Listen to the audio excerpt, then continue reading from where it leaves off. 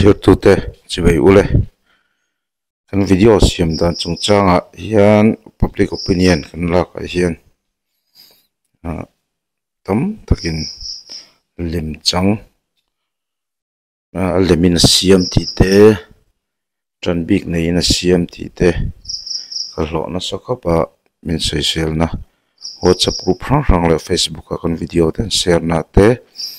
an soi ka mu vetina hi anin soi fia vedeu a trying kria video toite ron siam ka tum ve a chan chu alemin public opinion hi kan la lawa video kan siam lo ni ti ron soi fia ka tum ve na ni a hey group than khata te private min ron thon na te po hi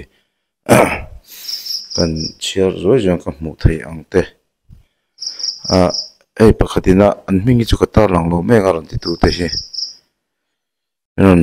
message dana chuan MNF unau te chuan ZPM an ti chia I channel po unsubscribe vek turin anin nge ani om chu a ran ti ni ai MNF program po hi dam pa biala thlenga program an nei ni chuan ti chua lo ka nei ka shela west pailang kho chung bi ka program an nei ni chuan yang khop chuanin an ma ni malak mate ka lo tilang ve thin to ZPM kha ka watan ngor lo ni tiang hianin an ma ni ka video highlight tu te pon highlight la MNF program tam tak hian tu soi lai te MNF tu soi lai te po ka lo ti chok nol to in ri a chu po chu mu thei in alo mang ti jon tun naya khan puldung se ya video ka wasiam le a WhatsApp group pakhata chuan mi pakhatin ti hian alo ti le ni ZPM drama ten om hriat chu ani le ta he video an politics chiat jel siam tu te hi mi pali in an ro mana dot manga MNF pe na ta na an siam na video chu aran te ni puldung se video ka wasiam hian mi pali kan ni lo hrim boka hi po hi adu chuan alo en ni chuan ama po hi ming po hi chu kan tilong menga amai khoi khunga ka selawa min thriat chin mel mi pali te ron te cameraman ne kan ya mi motora chuan ka chuan phai thu po video introduction a khan ka soi veka van nei thlak takin motor a kan thau pui te thawon nia motor mang tu te kha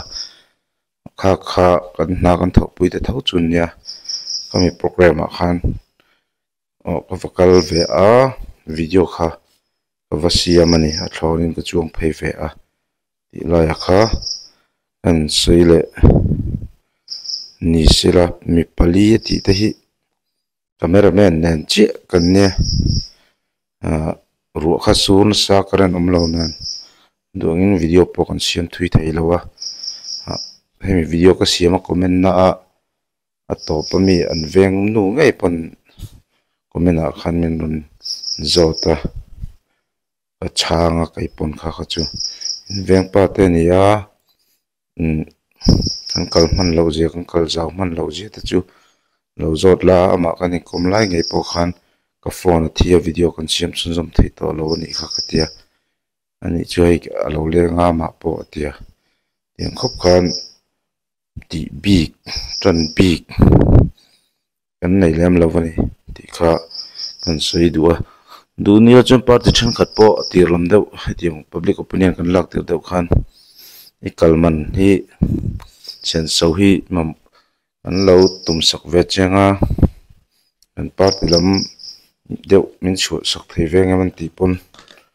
e chuan kha chu nuam lo ko ti kan no la ni chuan hei in hmole dan tura chuanin video kan siam hian thian tha te po kan nei ve party sang a min ring lo tok ve dewa film thu deuh kan in ka pon ai limit changa niang kan zui ve hrim don chaka oi lo ti tok pon oma dap chu kho kan siam khan ka thian pa a mingi chu ka sei lo me nge phailang ho chun lo an chu thrik thawang unit 1 nge 2 nge 3 nge ka ting kha ka ve fak lo unit number hi chuta unit president pon min zui nge ya he video po hin munga ama nge ama hi unit president lai congress ani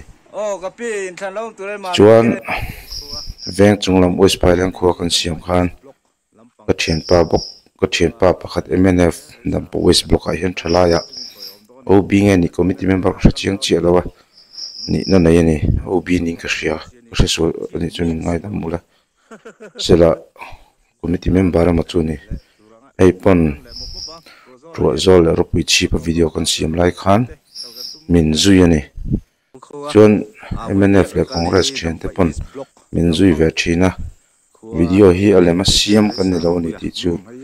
tang po na shit mai ome alema siam ni la kan khopa te ni ka channel pon subscribe ve ka alem ji te pon pung chu kam tu ra khangai ni pon alem ni lo ni ti an shi a party dangam tangam no zui tu te po unit roi tu te block thala roi tu te pon min zui thina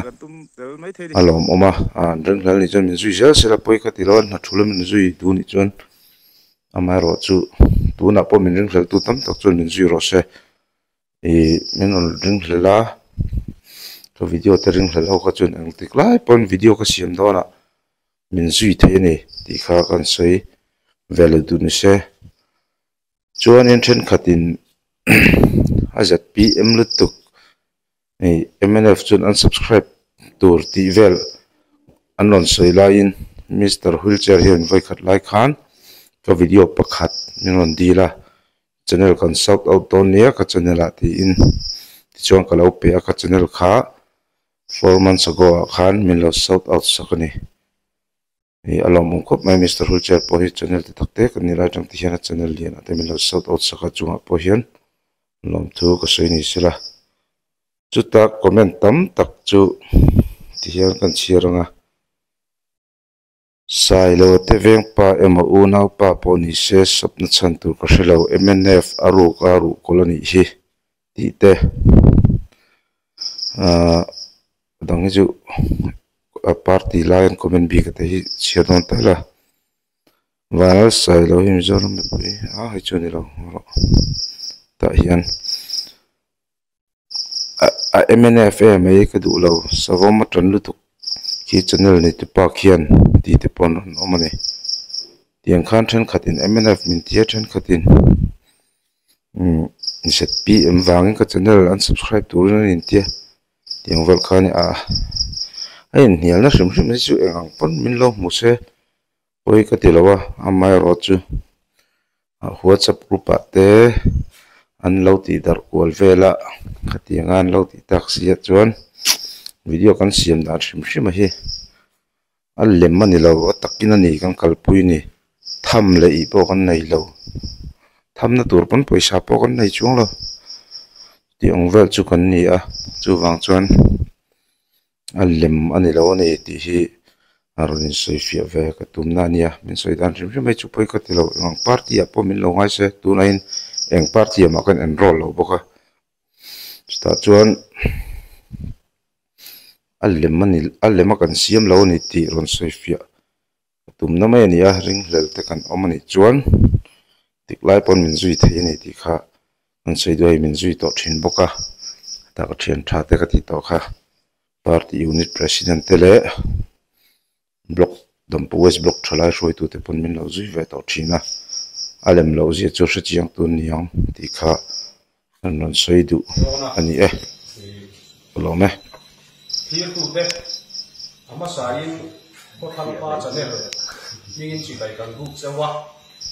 ti chuan kan channel ama sain like khamian be sakula min lo subscribe sakula